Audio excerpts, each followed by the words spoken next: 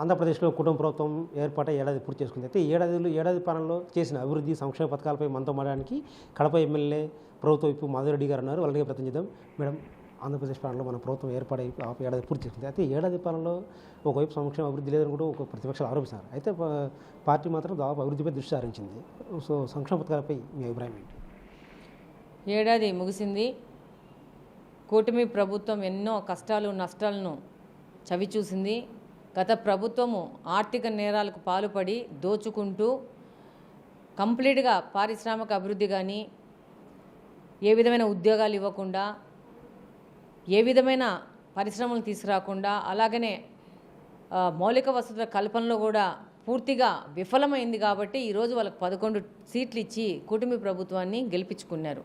ప్రభుత్వం వచ్చినాక ఎంతటి ఆర్థిక నేరాలు మనం అనుకున్నామో అంతకు 10 ఎక్కువ ఈ యొక్క గత ప్రభుత్వం ఆర్థిక నేరాలు చేసి కంప్లీట్గా అప్పులు చేసేసి వచ్చిన డబ్బులు ఆదాయం మొత్తం ఎప్పటికప్పుడు అప్పులకు పోయే విధంగా సంతకాలు పెట్టి పాత ముఖ్యమంత్రి ఈరోజు రాష్ట్రాన్ని ఇంత కష్టాల్లో పెడితే ఈరోజు చంద్రబాబు నాయుడు గారు బీజేపీ సపోర్ట్తో ఈ స్థితికి తీసుకొచ్చి ఈరోజు పథకాలని మీకు అందరికీ తెలుసు వస్తూ రాగానే ఏ విధంగా చెప్పారో, వృద్ధాప్య పింఛన్లు కానీ, వికలాంగుల పింఛన్లు కానీ, ముసలోళ్ళ పింఛన్లు కానీ, ఒంటరి మహిళల పింఛన్లు కానీ అనుకున్న విధంగానే 2 నెలల బకాయిలు చేసి ఇస్తూ ముందుకెళ్లారు.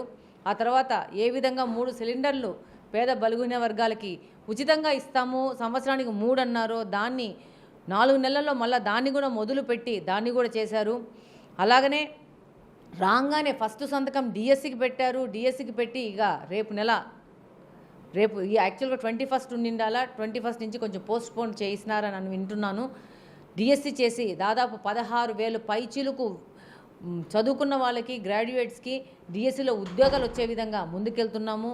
ఈరోజు సంవత్సరం పూర్తిగా వస్తుండగా అకాడమిక్ ఇయర్ స్టార్ట్ కాకముందే తల్లికి వందనం పథకాన్ని ఎంతమంది పిల్లలు ఉంటే అంతమంది పిల్లలు, మళ్ళా నేను ఐఎమ్ జస్ట్ పాయింటింగ్, ఎంతమంది పిల్లలు ఉంటే అంతమంది పిల్లలకి ఇస్తూ తల్లులకి ఆసరగా పిల్లల భవిష్యత్తే కూటమి ప్రభుత్వం యొక్క అంతిమ లక్ష్యం అనే విధంగా ఈరోజు కూటమి ప్రభుత్వం ముందుకెళ్తోంది. చంద్రబాబు నాయుడు గారు కానీ, మన నాయకుడు నారా లోకేష్ గారు కానీ ఏ విధమైన ఎన్నికల మేనిఫెస్టోలో చెప్పినారో ప్రతి ఒక్కటికి ఆర్థికంగా ఉన్న అనుకూలం లేని పరిస్థితుల నుంచి రాష్ట్రాన్ని ముందుకు తీసుకొస్తూ ఒకవైపు అభివృద్ధి కార్యక్రమాలు కానీ, ఒకవైపు రోడ్లు వేయడం కానీ, గుంతలు పడి 5 సంవత్సరాల నుంచి ఎంతో ఇబ్బంది పడ్డాం మనం అందరం.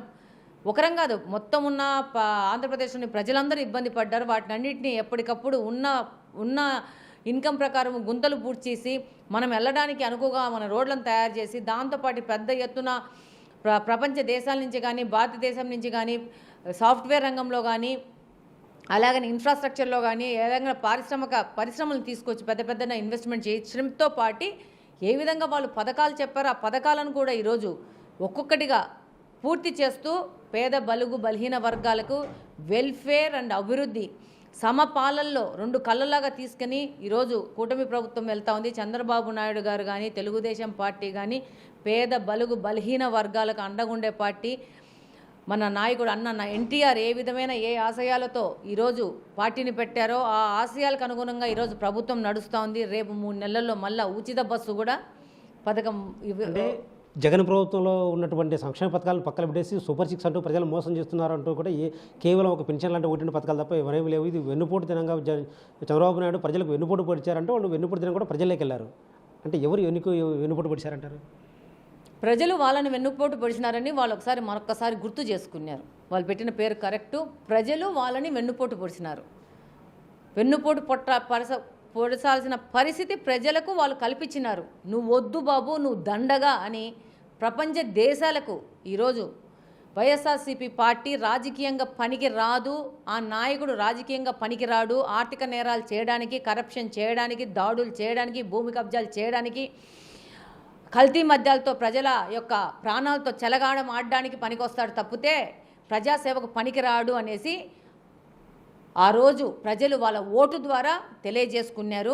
వాళ్ళు కూడా మనం పనికిరామని వాళ్ళే రోడ్ల మీదకి వచ్చేసి దాని మీద వాళ్ళు కూడా మరొక్కసారి గుర్తు చేసుకున్నారు. ప్రజలందరూ కూడా మరొక్కసారి అమ్మ బాబోయ్ వైఎస్ఆర్సీపీ నాయకుల, వైఎస్ఆర్సీపీ పార్టీనా, ఆ నాయకుడా అనేసి వాళ్లకు మరొక్కసారి వైఎస్ఆర్సీపీ అంటే ఏందో ఒక గుర్తు చేసి మేమింత దుర్మార్గులమని వాళ్ళు గుర్తు చేసినారు. ఈరోజు మళ్ళా 3 నెలల్లో ఈరోజు తల్లికి వందనం పెద్ద ఎత్తున తీసుకొచ్చింది. దీని మీద కూడా అంటే తల్లికి వందనం కూడా 20 లక్షల మంది పిల్లలు అర్హులైనట్టు కేవలం 6 లక్షల మందికి ఇచ్చారంటే 20 లక్షల మందికి కొత్తగా వచ్చారు. వీటితో పాటు 15,000 అంటూ వదలగొట్టి ఇప్పుడు కేవలం 13,000 ఇచ్చారు. ఆ 2,000 ఎవరి అకౌంట్లో వేదంటూ ఆరోపిస్తున్నారు.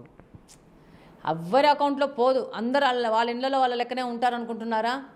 అలాంటివన్నీ పోవు. వాళ్ళకి ఇది తప్పితే ఇంకా మాట్లాడేదానికి ఏమీ లేదు. గొట్టాలు తీసుకొని గొట్టాల ముందు అబద్ధాలు మాట్లాడమే వాళ్ళకి తెలిసింది. మరి వీళ్ళు 243 కోట్ల రూపాయలు వాలంటీర్లకి ట్రైనింగ్ ఇస్తున్నామని చెప్పేసి ట్రైనింగ్ పేరు చెప్పేసి ఐపాక్ టీమ్కి వాళ్ళు ట్రాన్స్ఫర్ చేసుకుంటున్నారని ఈరోజు వాళ్ళ మీద కొత్త అభియోగాలు మొదలవుతున్నాయి. వీళ్ళ మాట్లాడేది నేను చెప్తున్నాను. ఇక్కడ 1,500 మంది వాలంటీర్లు పనిచేశారు. వాళ్ళని నమ్ముకొని వాళ్ళ యొక్క భవిష్యత్తును పాడులేపుకొని ఈరోజు ఇక్కడ పనిచేస్తే రేపు మాకు ప్రభుత్వ ఉద్యోగాలు వస్తాయన్న ఒక ఆలోచనతో ఈరోజు వాళ్ళందరికీ 2023లోనే రెన్యువల్ చేయకుండా కాంట్రాక్ట్ ఉద్యోగులుగా కూడా వాళ్ళని లేకుండా చేసి ఏ అధికారంతో వాళ్ళకి జీతాలు వంచినారు. అబద్ధాలు, మోసాలు, అవినీతులు నిలబడవు. టైం జరుగుతుందేమో కానీ బట్ జస్టిస్ విల్ ప్రివేల్. గత 5 ఏళ్లలో ఆర్థిక నేరాలకు పాల్పడి భారీగా అప్పులు చేస్తూ రాష్ట్రాన్ని నాశనం చేశారంటూ కూడా ఎమ్మెల్యే మధుడు ఆరోపిస్తారు. వీటితో పాటు కడప జిల్లాలపై ముఖ్యమంత్రి చంద్రబాబు ప్రత్యేక దృష్టి సారించారు. స్టీల్ ప్లాంట్తో పాటు కడప నగరాల దగ్గర ఉన్నటువంటి కొప్పతి పారిశ్రామిక డెవలప్ చేస్తూ వాటికి సంబంధించి నిరుద్యోగ యువత కూడా లక్షల్లో ఉద్యోగాలు కల్పించే అవకాశం ఉంటుందని మాధురెడ్డి చెప్తున్నారు. కెమెరా పర్సన్ సుదర్శన్తో శివ, బిగ్ టీవీ, కడప.